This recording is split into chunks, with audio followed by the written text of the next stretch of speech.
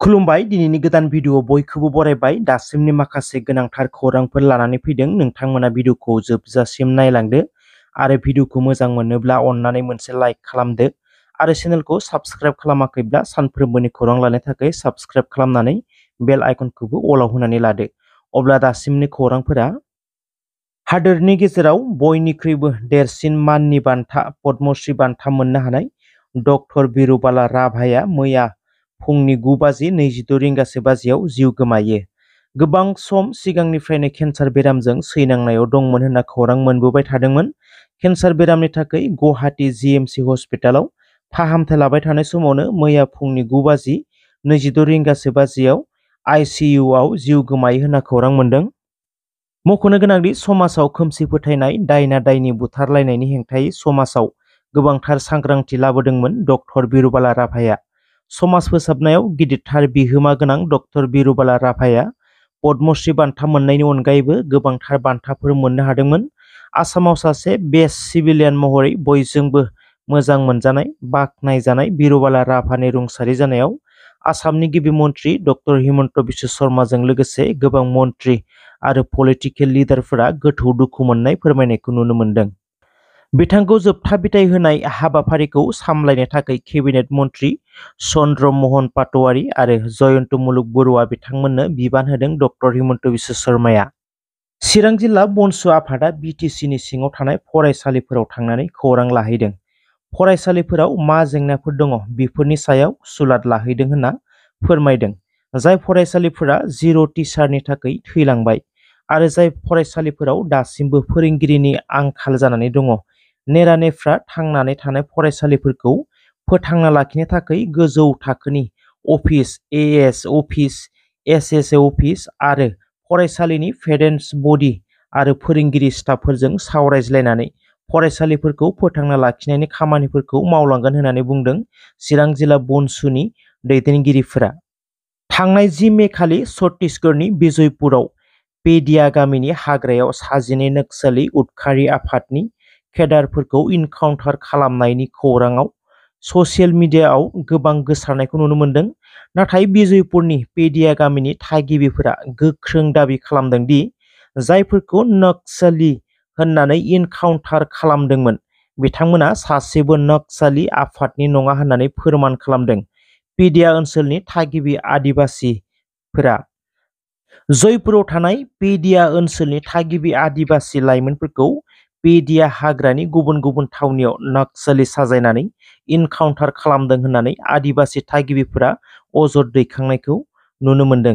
बेनि गेजेरावनो मैयानि समसिम बे एखे थावनिनिफ्रायनो पेडिया हाग्रामा ओनसोलनिफ्रायनो सा 14 माओवादी उदखारि आफादनि केडारफोरखौ ग्रेप्तार खालामनो हादों होननानै खौराङाव गोसारनायखौबो नुनो मोन्दों।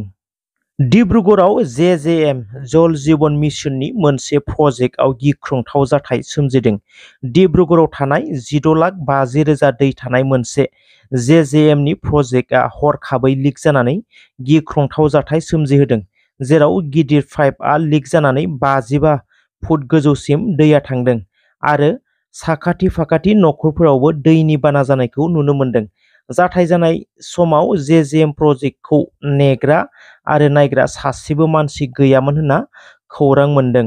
जाथायनि सायाव ओनसोलनि सुबुंफोरा गिखांनाय फोरमायदों आरो इन्जिनियारनि सायावबो गोख्रों अजद होनायखौ नुनो मोन्दों। क'क्राझार जिल्लानि सिङाव थानाय रामफलबिल दख'रा एबसुआ जिथि कनकेश्वर नार्जारि सोलोंथाइ आरो जावरिखां बान्था राननाय हाबाफारिखौ खुंफुंलाङो। मैया रामफलबिल दख'रा एबसुआ 2024 मायथाइयाव बर' बिजोंजों फरायनानै मेट्रिक आनजादाव सेथि थाखोआव उथ्रिसार जानानै टप 10 आव जायगा लानो हानाय फरायसाफोरखौ बरायो।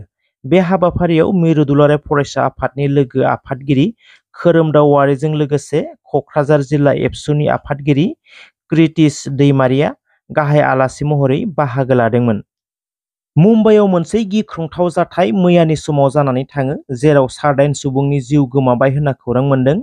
अखा आरो हाद्रि गुफुंनाय बारहुंखा फैनानै हरखाबै मोनसे पेट्रल पाम्पनि साखाथियाव थानाय गिदिर हर्डिंआ पेट्रल पाम्पनि सायावनो गोग्लैसिनदों, जेराव गोख्रों अखा हानायनि जाउनाव पेट्रल पाम्पआवबो 100 सो सुबुंफोरा हाबसोनानै दंमोन आरो साखाथियाव गोबां गारिफोरा थांलाय फैलाय सोलिबाय थादोंमोन।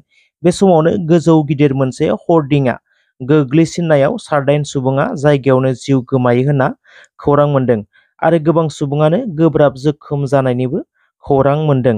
जिउ गोमानाय गासै 14 सुबुंफोरनो 5 लाख रांनि अनसुंथाइ होनो थाखाय फोसावबाय होनना खौरां मोन्दों।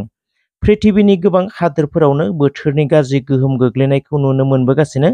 भारत हादरावबो गुबुन गुबुन स्टेटफोराव बोथोरनि गिख्रंथाव गोहोम गोग्लैनाया बांसिन जाबोनायखौ नुनो मोन्दों। आसामावबो माखासे जिल्लाफोराव येलो एलार्ट होदों बोथोर बिगियाना। आसामाव जौ लोंग्राफोरा खैफोदाव, जेराव नोंथाङा जौ लोंनो गोसो गैयाब्लाबो खैफोदाव। जेरैखिजाया नोंथाङा जौ बायना नांथारगोन आरो जौखौ लोंनो नांथारगोन। आसामाव जौ लोंग्रा आरो जौ बायग्रा आरो जौ फानग्रानि गेजेराव दाङाबाजि। मख'नो गोनांदि जाय वाइन शपफोराव नोंथाङा जौ बायनानै अनलाइन पेमेन्ट खालामदोंमोन नामा? साबधान, नोंथांनियावबो वाइन शपनिफ्राय कल थांनो हागौ। ससियेल मिडियायाव मोनसे कल रेकर्डआ गोबांथार भाइरेल जानायखौ नुनो मोन्दों, जेराव सासे जौ बायनानै लोंग्रा सुबुङा खैफोदाव गोग्लैदों। माखासे सान सिगाङाव मोनसे वाइन शपआव जौ बायनानै लोंगासिनोमोन, नाथाय जौनि बेसेना बांनायनि थाखाय जौ लोंनायखौ नागारदोंमोन। नाथाय नागारनो मोना। कल फैबाय वाइन शपनिफ्राय, सानसेयाव गंसेब्लाबो लोंथारनांगोन, खारन नोंथाङा जोंनि रेगुलार कास्टमार। नोंथाङा जुदि जौ लोंनायखौ नागारोब्ला जोंहा मा जागोन? खारन आसाम सरकारा कामान होदों 4,500 लिटार जौ फानथारनांगोन। जौ फानग्राफोरा हाहाकार जादों आरो जौ लोंग्राफोरखौ हाराहास्ति खालामनायखौ ससियेल मिडियाफोराव गोबां भाइरेल जानायखौ नुनो मोनगासिनो दङ। मख'नो गोनांदि आसामाव बिजेपिआ सरकार दानाय लोगो लोगोनो आसामनि सुबुंफोरा सैनांनायाव थानो गोनां जाबोदों।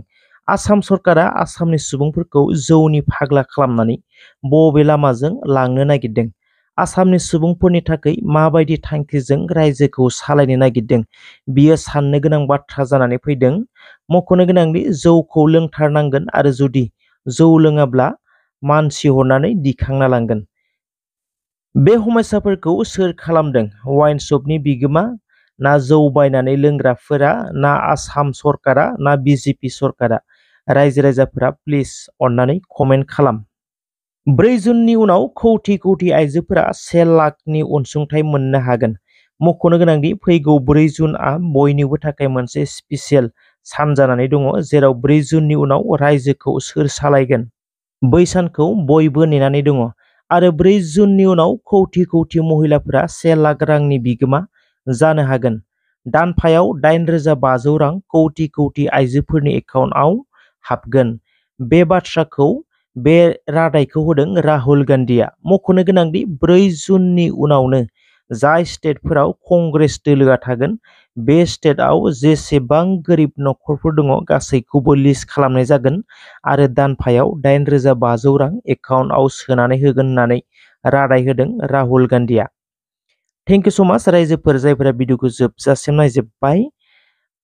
भिडिअखौ मोजां मोनदोंब्ला नोंथांमोना मोनसे लाइक खालामदो, लोगोसेनो सानफ्रोमबोनि खौरां लानो थाखाय चेनेलखौ साबस्क्राइब खालामाखैबा साबस्क्राइब खालामनानै लादो आरो हायोब्ला लोगोफोरनोबो शेयार खालामनानै होदो। थेंक इउ स' माच।